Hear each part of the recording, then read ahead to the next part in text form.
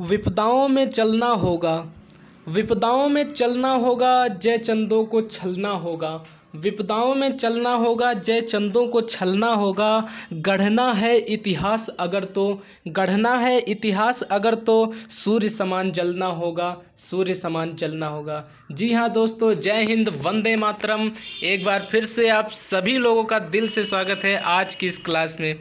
आज हम जानने वाले हैं बीएड प्रवेश परीक्षा 2022 से संबंधित कुछ बहुत ही महत्वपूर्ण प्रश्नों के बारे में। तो आइए समय को व्यर्थ किए बिना आज की क्लास को शुरू करते हैं।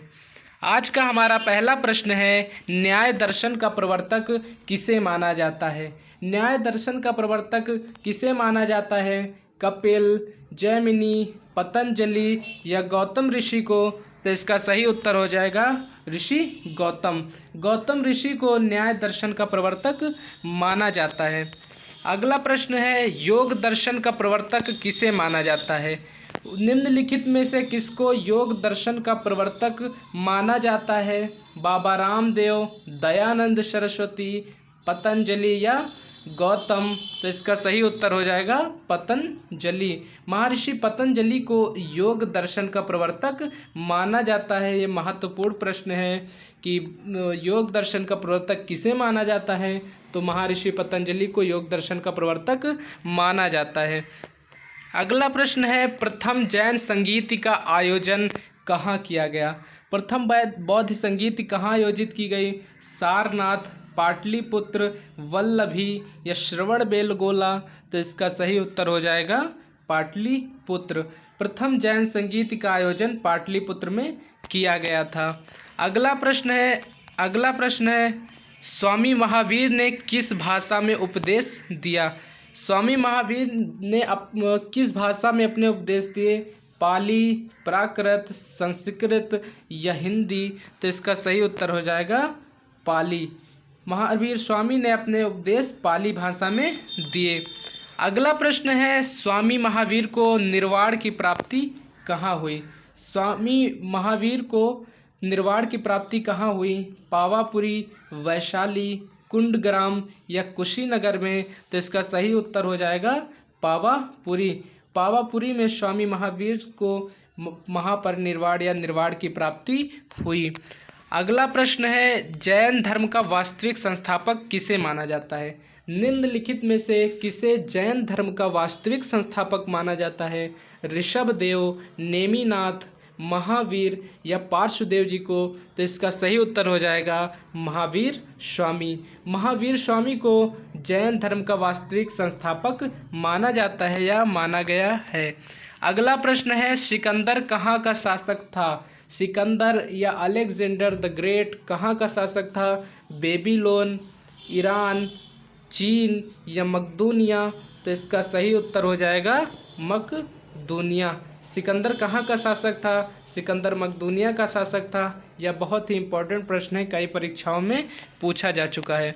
अगला प्रश्न है, कालाशोक की राजधानी कहाँ थी? कालाशोक की राजधानी कहाँ थी?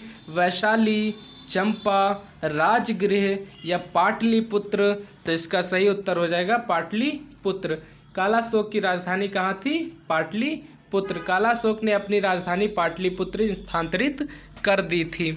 अगला प्रश्न है, इंडिका किसकी रचना है? निम्नलिखित में से वह कौन सा लेखक है जिसकी रचना इंडिका है? तो विष्णुगुप्त हैं, मेगस्थनीज हैं, चाणक्य हैं या टालिमी? तो इसका सही उत्तर हो जाएगा मेगस्थनीज। इंडिका मेगस्थनीज की एक बहुचर्चित रचना है। अगला प्रश्न है, कौटिल्य की विश्व प्रसिद्ध रचना क्या है? कौटिल्य की विश्व प्रसिद्ध रचना कौन सी है? नीति शास्त्र, मुद्रा राक्षस, अर्थशास्त्र, इंडिका? तो इसका सही उत्तर हो जाएगा अर्थशास्त्र।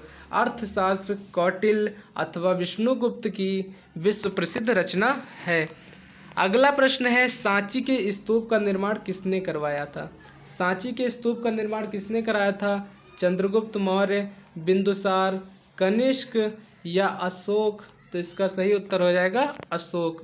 अशोक ने सांची के स्तूप का निर्माण करवाया था। ये बहुत ही महत्वपूर्ण प्रश्न है कि सांची के स्तूप का निर्माण किसने करवाया? सही उत्तर हो जाएगा सम्राट अशोक। कई परीक्षाओं में पूछा गया है, इसको स्टार कर लीजिए।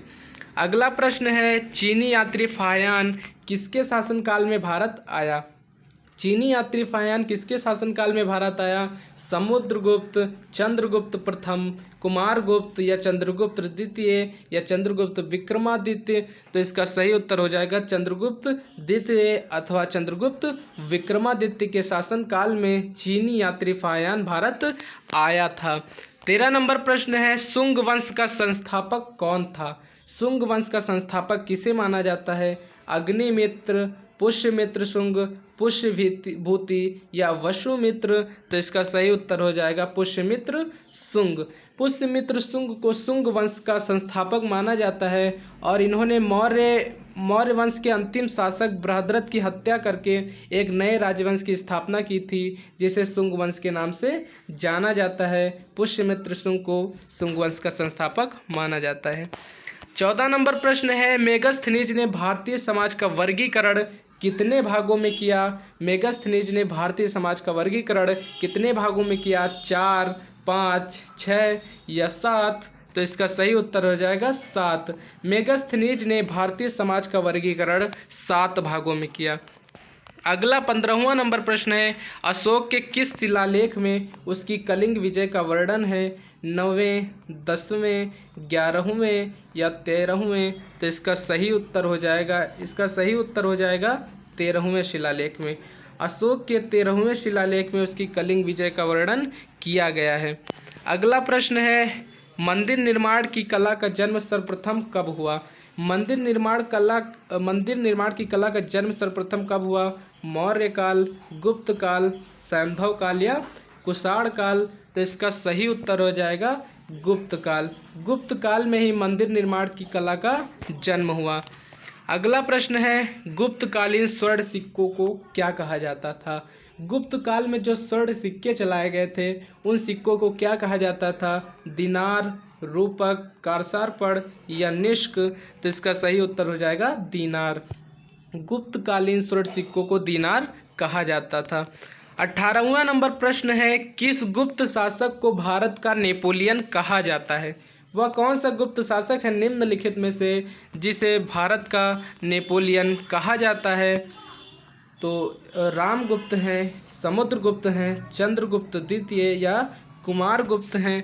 तो इसका सही उत्तर हो जाएगा समुद्रगुप्त। समुद्रगुप्त को भारत का नेपोलियन कहा जाता है। 19 नंबर प्रश्न है, मौर्य शासक अशोक ने कलिंग पर कब आक्रमण किया? मौर्य शासक अशोक ने कलिंग पर कब आक्रमण किया?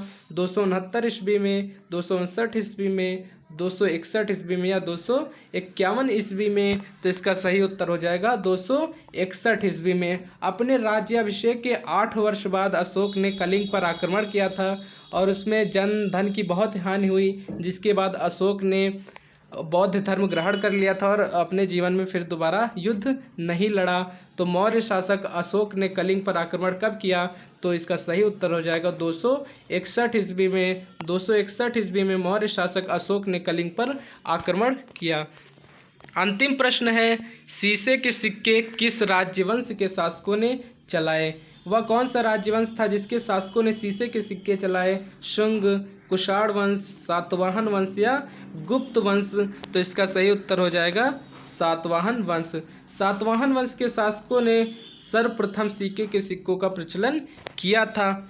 आज के लिए आपका एक प्रश्न है, आज का प्रश्न है, महावीर स्वामी का जन्म कहाँ हुआ था? महावीर स्वामी का जन्म कहाँ हुआ था? कमेंट के माध्यम से आप सभी लोग इस प्रश्न का उत्तर दे सकते हैं।